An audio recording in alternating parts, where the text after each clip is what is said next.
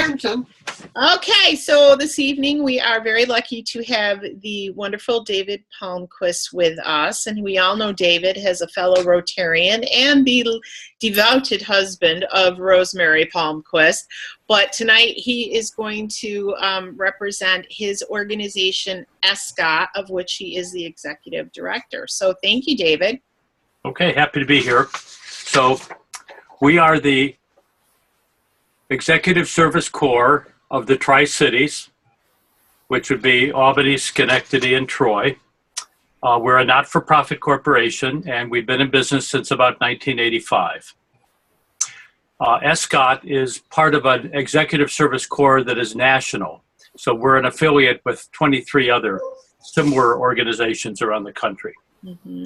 We use volunteers, skilled, trained, often retired, executive level people to do consulting work for not-for-profits, for local government, and for any faith-based organization like churches and synagogues. So we are advisors. This is oh, nice. Gramercy Communications did this great logo for us in color. You can actually see the color this time.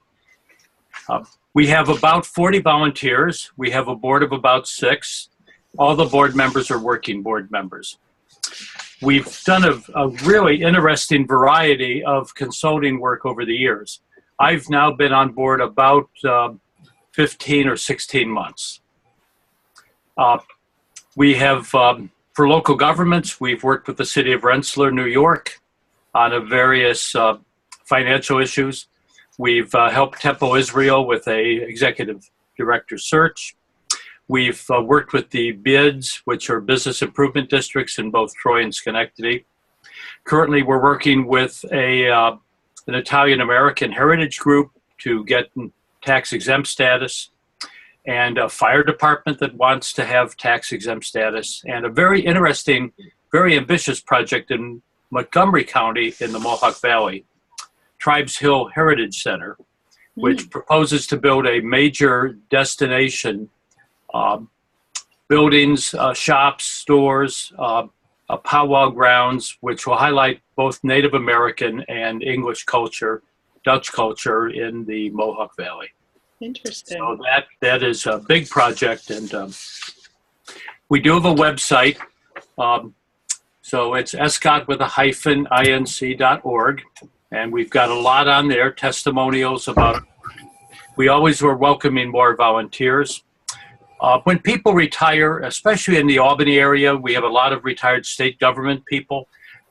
They probably put their feet up for a while and then maybe look around and wonder what to do. We're an ideal place where they can volunteer, and the skills they had in government or in business can be put to use. Nice. Yep. Let me talk about not-for-profit corporations. That's the bulk of our work.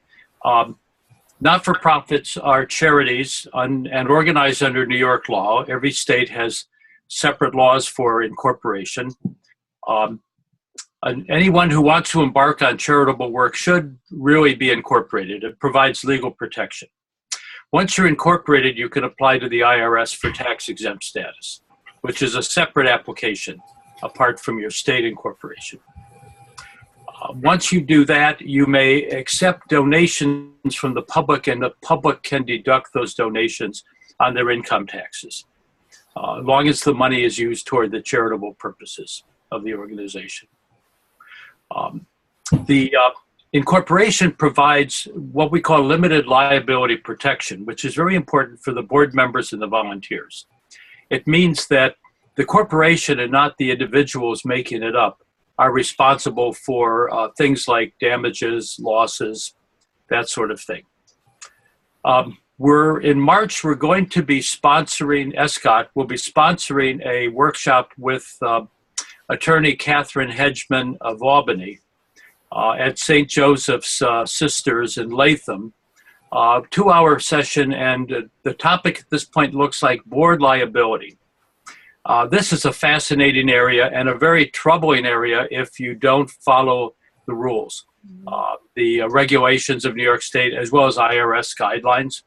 So we're going to walk through about 2 hours of how to maintain your not-for-profit corporation in a legally defensible way and avoid problems.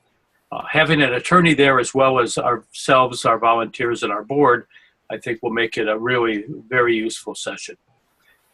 So we work individually with organizations, as I mentioned, a fire department, an Italian-American group, and others to work on their not-for-profit issues, their tax-exempt issues. We do board development sessions. We have a proposal out for an organization in Western Massachusetts.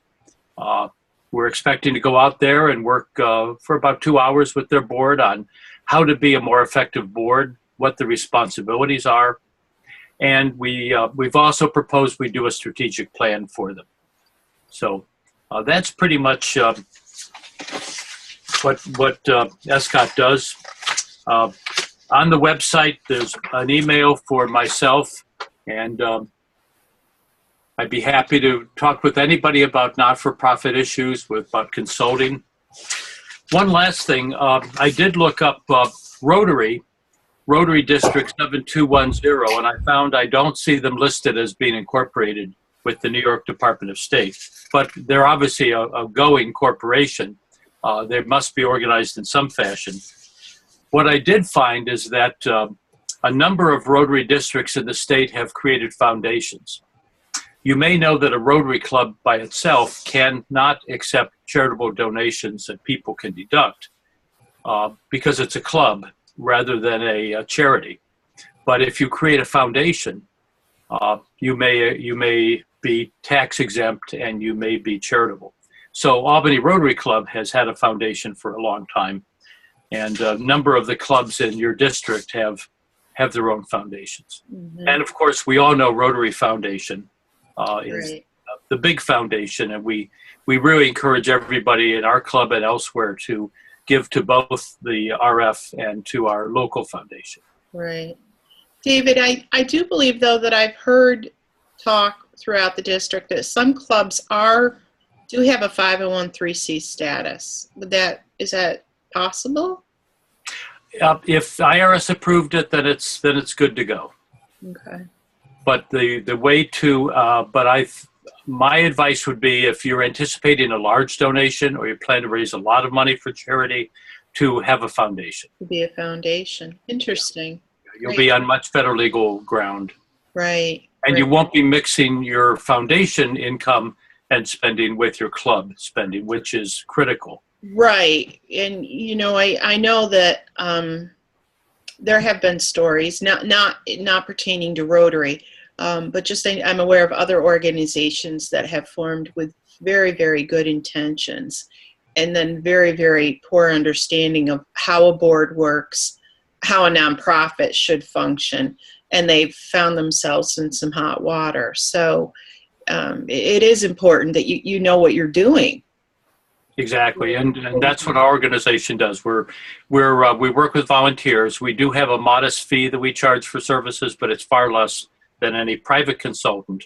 Mm-hmm. We don't do accounting or legal advice, or rather, we are not accountants or attorneys, mm-hmm. but we can do the run-up to draft documents for the review of accountants and attorneys. So mm-hmm. we're a good alternative to private consultants. When you do need a private consultant with particular skills, I'm aware of who they are and I can recommend them. But every not-for-profit and anyone who's on a board of a not-for-profit should be sure you are incorporated, that you have filed your papers every year with the IRS, mm-hmm. and that you are operating in an ethical, above-board manner. Mm-hmm.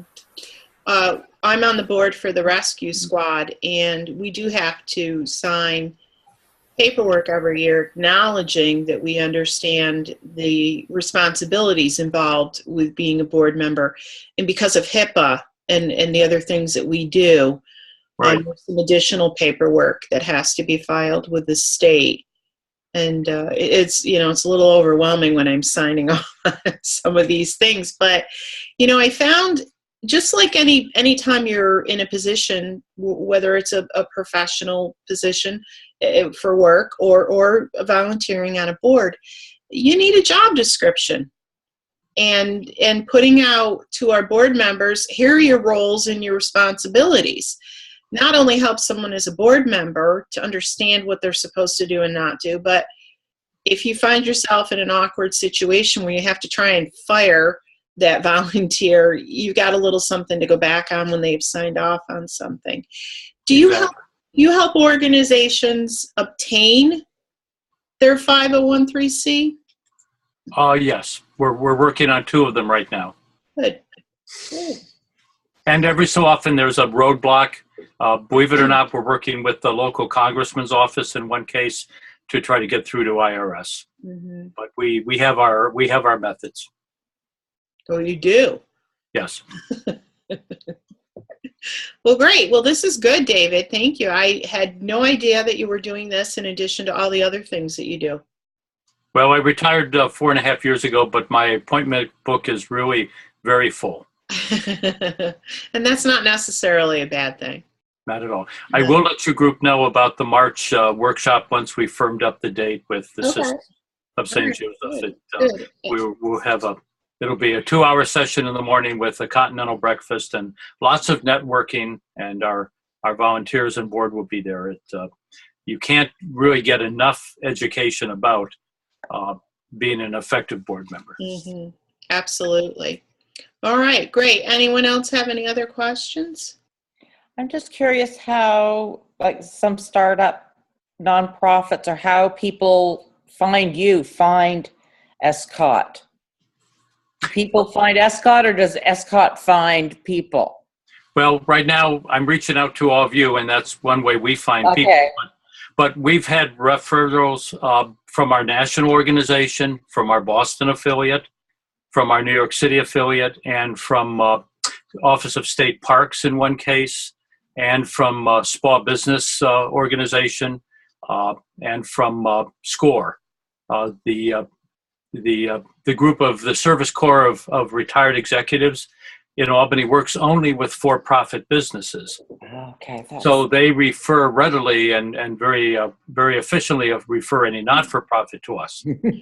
So we have various ways that we get referrals, and a lot of it is by personal contact and word of mouth, as well as networking. Right. But we're happy to work with any group that, and we can work from this, not just the 3 cities, the Tri-Cities, but as you noted, Massachusetts, Hudson Valley, up to Saratoga. We're out in the Mohawk Valley, so we can go far afield. Great. That's good. And you fill the need then. If SCORE only worked with for-profit, I'm sure they're glad to be able to refer people to you. Yeah, the 2 sides. Yeah, that's good. Great. All right. Well, David, thank you so much. I know that you were very graciously nominated by your wife. I don't know if she even asked you first. Oh, yes. Yep. I definitely posed the question.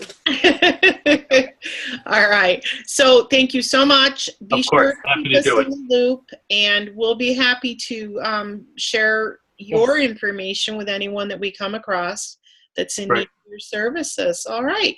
Great. Excellent. I'm going to go ahead and I'm going to end the meeting and wish everybody a good night, and we'll see you next Monday.